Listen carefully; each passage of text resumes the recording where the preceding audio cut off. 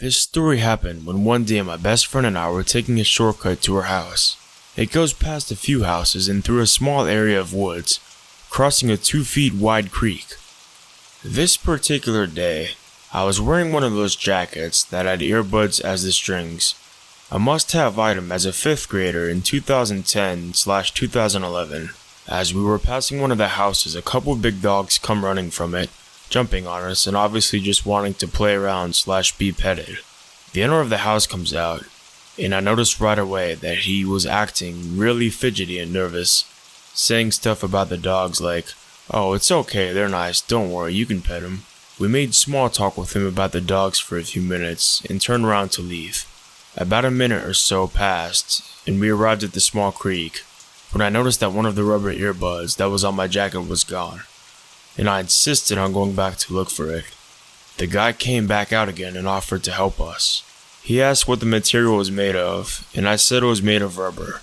We made small talk again. I think about the jacket and how cool it was. Anyway, he told us he was going to be right back with his metal detector. He walked away towards his shed, and I said to my friend, "Why does he need a metal detector? The earbud is made of rubber." Next thing you know, he's coming back with a rifle, and he is literally running towards us.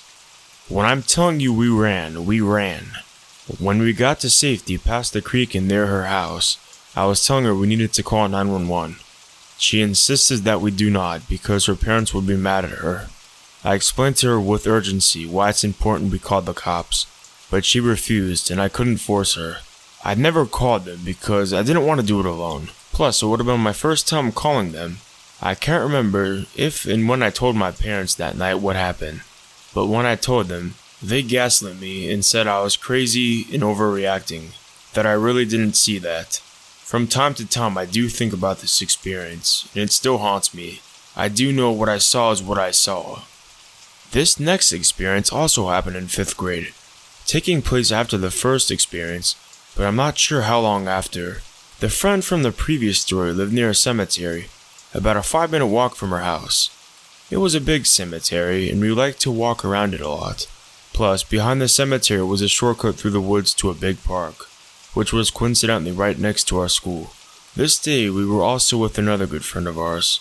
We were just talking around the cemetery this day, when all of a sudden, a blue truck pulls up next to us in the road next to where we were walking, about 10 feet or so not far away. I could see 2 guys were in it, literally just staring at us, and I again got that weird feeling I got with the first guy. This is hard to explain, but right before the shortcut in the woods is a fence with a cutout that leads to a field of grass and a hill next to it that leads into the neighborhood of where my other friend lived. The hill was just a bunch of dead grass, weeds, sticks, cattails, etc. Anyway, I told my friends I had a bad feeling about these guys, that they were staring at us and quite literally slowly following us with the truck. We booked it to that grass field and through that hill. I had all sorts of cuts and gashes from all the stuff that we were running through. When we got to the top of the hill, we turned around and the truck was parked at the top of the hill on the other side, with both men outside of it holding guns, rifles. I truly believe they were coming after us, and they were visibly mad that we got away from them. I knew they were after us because they had to have driven throughout the cutout in the fence, amongst the gut feelings and just the entire situation. We ran to my friend's house, noticed her parents, who truly didn't seem too worried, and drove my other friends and me home. I don't even remember if I told my parents about this time since they gaslit me when I told them about the last time. I just can't stand the fact that this stuff really happened, all when I was in 5th grade, 10-11 years old. I also can't believe how lightly my parents took this situation. I'm honestly traumatized about what happened and I think about it a lot. I just needed to tell some people what happened, but I have trouble getting my thoughts into words. It's very possible that both of these experiences are connected to each other, but I try not to think about that. This story took place in the year of 2019. I'd bought my sister and I tickets to see 21 Pilots in Oklahoma City. At the time I was a 20-year-old petite woman. I'm a big fan of 21 Pilots and their music, so I made my sister and I pack and be ready to line up at the venue around 2 to 3 a.m. to get decent spots in the pit. We got there and we were greeted by other fans and had a pretty good time. I was able to park my car in a lot pretty close to the venue and I got away with it until about 5 to 6 a.m. when police/venue management, I can't remember which, told us that anyone parked on that lot would be towed if not moved in the next hour. At that time, the venue management had made an actual line clear up to the door. My sister didn't have her license at the time, and we were able to become acquainted with some of the people in line, so I felt comfortable for her to stay in the line while I found somewhere new to park. Fast forward to me finding a Sonic that was close by and I figured I could get away with free parking. I started the close 2-mile walk back to the venue. I then found an alleyway that looked to be one of those nightlife streets that are connected to the bars. Since it was broad daylight and I knew I would save time going this route, I wasn't apprehensive about taking the alleyway back. About halfway through the alleyway, I saw a thin man no later than his 40s sitting at one of the bar's back patios. When he saw me, he made a joke about a pillow I was carrying. My sister had texted me and asked me to bring one back so she could take a nap before the concert. The man then asked me where I was headed, in which I stupidly told him the concert downtown. He asked me if I wanted drugs, in which I replied no.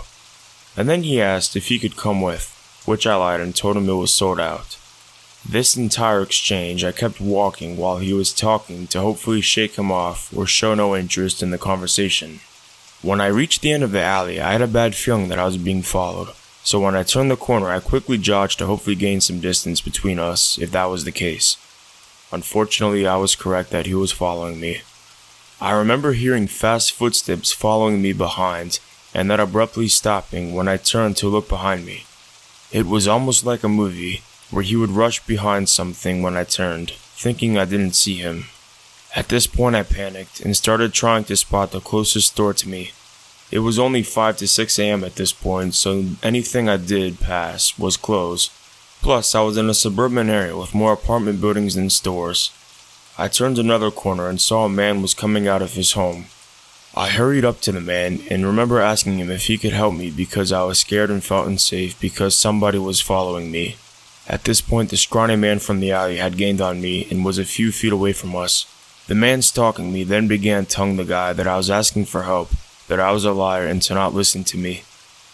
The guy that came out of his home then looked at me, and then the creep, and told me, "Sorry, I can't help you," and he proceeded to close the door in my face. I have never to this day felt so utterly helpless in my life. I turned to the creepy guy and pled with him to please leave me alone. He kept telling me that I wasn't going anywhere and I wasn't going to no concert, and a bunch of other threatening comments. By some luck, I was able to spot a group of people in 21 Pilots merch across the street and sprinted across and started walking next to them. I told them what was happening and if I could walk with them to the venue, and they told me yes. I think the creep lost interest in me, and I saw him walking slowly back in the opposite direction from where we came from. I was able to make it back to the venue fine, but I immediately broke down upon seeing my sister. I thanked my new acquaintances and called the cops. I was told that the creepy man I encountered does that a lot and to not worry about him. I was told that by the venue's bodyguards that they would walk me to my car after the concert, but upon returning to the same spot for them to do so, they weren't there. To say I was pretty disappointed on how it was handled is an understatement. It still freaks me out to this day how easily I could have been taken, or if I'd even be here to tell this story. I advise everyone to be careful when walking on the streets.